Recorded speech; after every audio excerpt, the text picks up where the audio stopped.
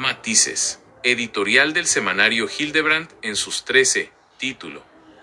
Cuba de mis amores. Cuba se está muriendo y eso me entristece. Siento que mi generación muere con ella. Amé esa revolución desde que tenía 12 años, y escuchaba en una vieja radio de onda corta las transmisiones de Radio Habana, Cuba, territorio libre de América. Leía mucho en esos tiempos, y todo lo que leía me conducía a admirar a esos barbudos que, salidos de la nada, habían derrocado al gobierno de Fulgencio Batista, marioneta yanqui.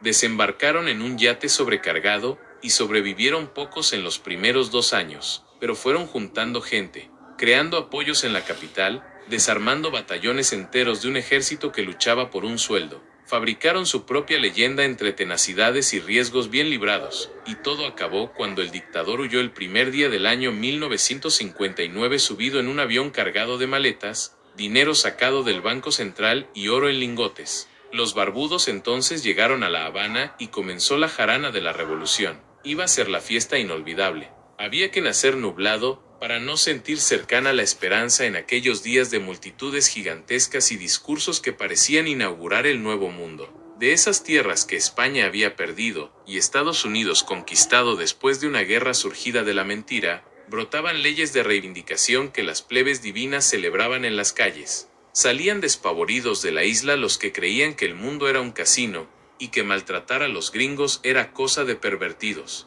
Benditos barbudos que tenían la pinta de haber salido del Evangelio y no de Sierra Maestra. Maldita era la prensa que los calumniaba, y que quería hacer con ellos lo que había hecho con Jacobo Arbenz en Guatemala. Al principio, todo fue entusiasmo, alfabetización masiva, ingenios adoptados por el Estado ante la fuga de sus propietarios, nuevas gargantas de la canción popular. Cuba cambiaba para bien, y de esa isla con silueta de caimán, brotaban vientos de vocación planetaria y afán justiciero.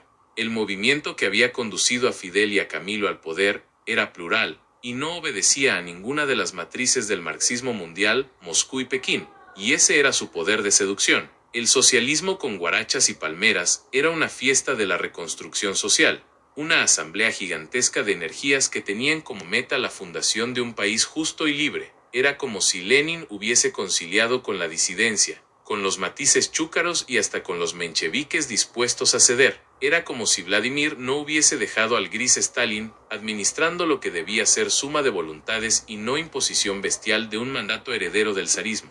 El 26 de julio era un frente amplio donde lo único que no cabía era Batista y su herencia. Pero, lentamente, el comunismo empezó a tomar lo que no era suyo, lo que pertenecía a la indignación de los cubanos que habían sido capaces de deshacerse de un régimen corrupto y extranjerizante, y la estupidez de los norteamericanos, gobernados por un general victorioso, hizo lo suyo, hasta que llegaron las expropiaciones de las empresas yanquis, alentadas por el comunismo isleño ansioso de agudizar las contradicciones, el mísero bloqueo yanqui, la ola de atentados auspiciados por la CIA, y el intento de invasión en Bahía Cochinos, delicadeza del muy progre Kennedy.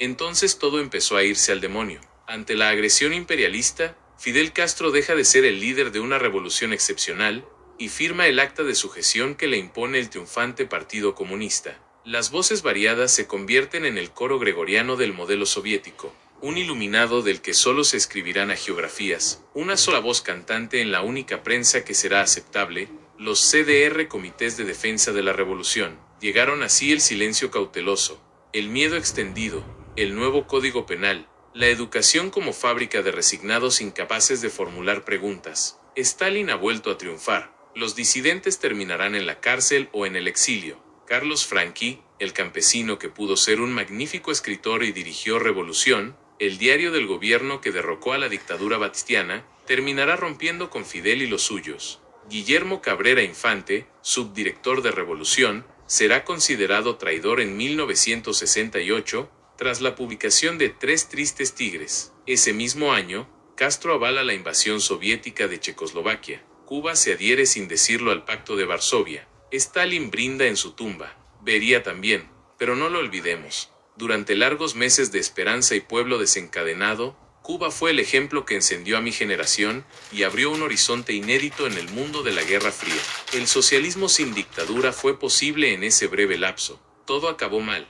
Ya lo sé. Hoy Cuba es una herida dolorosa, Una derrota. Se trata de un pueblo dignísimo que es rehén de aquel ejército verde olivo nacido para defenderlo de cualquier intento de intromisión imperial. El socialismo de todos llegó a ser catecismo leninista, paporreta del nuevo hombre que no pudo ser, unanimidades cocinadas en el terror. Stalin en todo su esplendor. Beria sin bufanda. Ceausescu gritando en un balcón ante una plaza vacía. Correspondiente al viernes 11 de julio del 2025.